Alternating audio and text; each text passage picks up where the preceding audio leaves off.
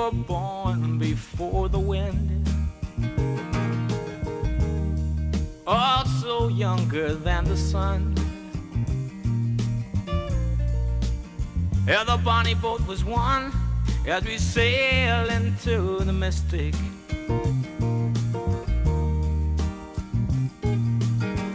Oh, I can now hear the sailors cry, smell the sea and feel the sky.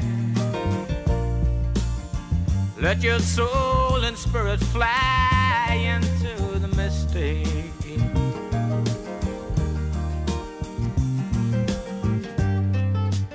And where that foghorn blows, I will be coming home.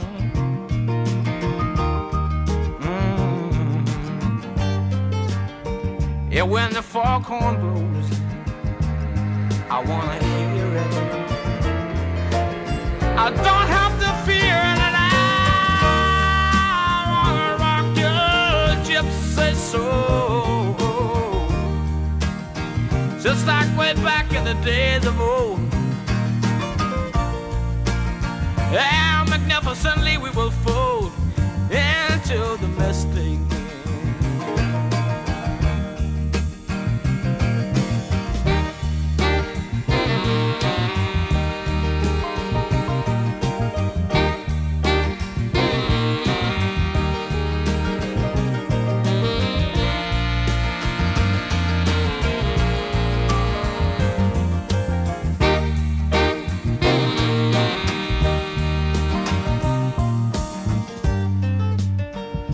When that foghorn blows, you know I will be coming home.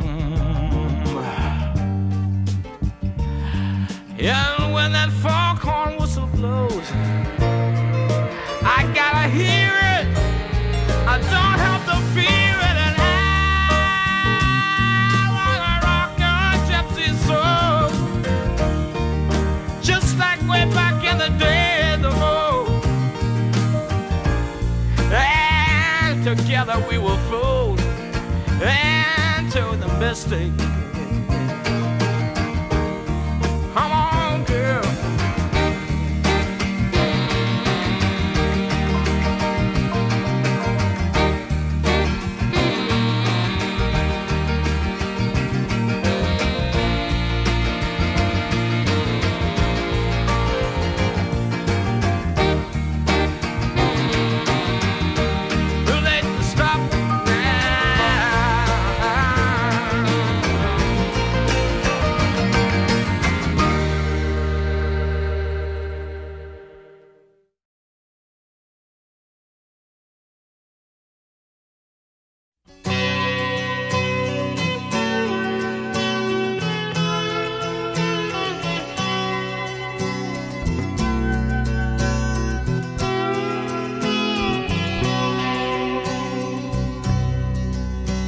The legend lives on from the Chippewa on down of the big lake they call Gitchagumi.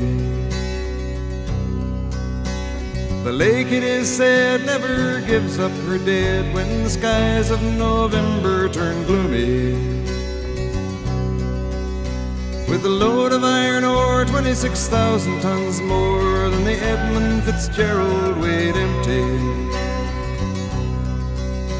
That good ship and true was a bone to be chewed when the gales of November came early.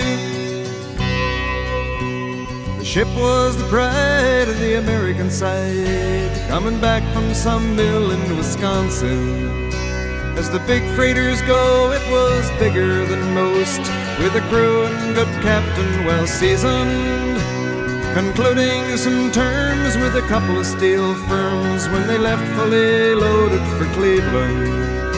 Then later that night when the ship's bell rang, could it be the north wind they'd been feeling?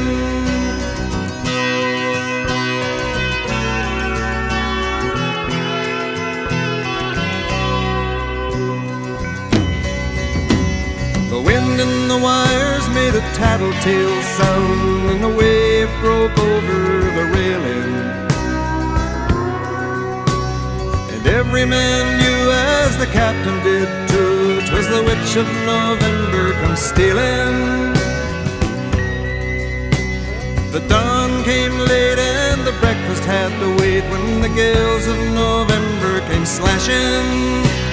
When afternoon came, it was freezing rain in the face of a hurricane west wind.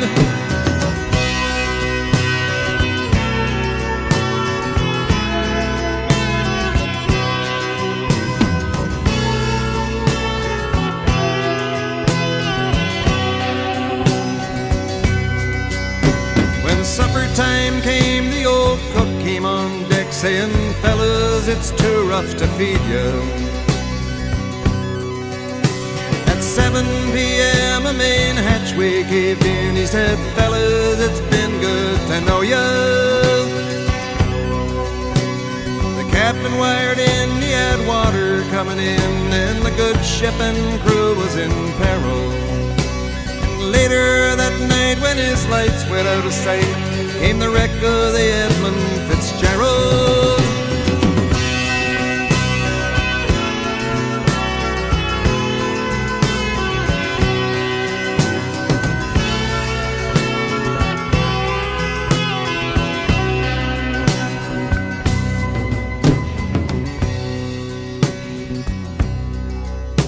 Does anyone know where the love of God goes when the waves turn the minutes to hours?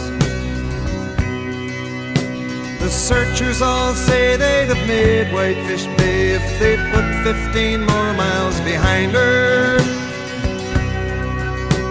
They might have split up or they might have capsized. They may have broke deep and took water.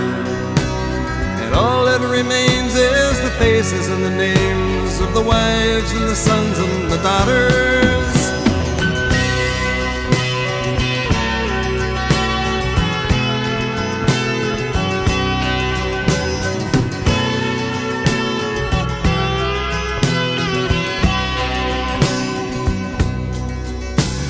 Lake Huron rolls, Superior sings in the rooms of her ice-water mansion. Old Michigan steams like a young man's dreams. The islands and bays are for sportsmen.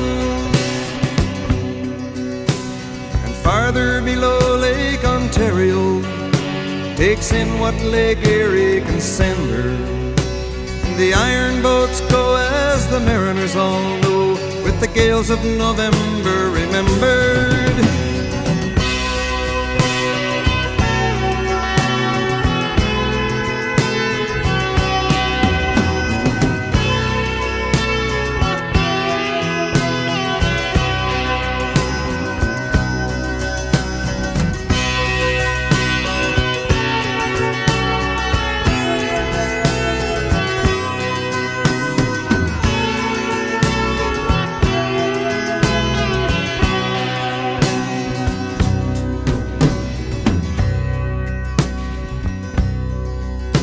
In a musty old hall in Detroit they prayed in the Maritime Sailors' Cathedral. The church bell chimed till it rang 29 times for each man on the Edmund Fitzgerald. The legend lives on from the Chippewa on down of the big lake they call Gitchagumi. Superior, they said, never gives up her dead when the gales of November come early.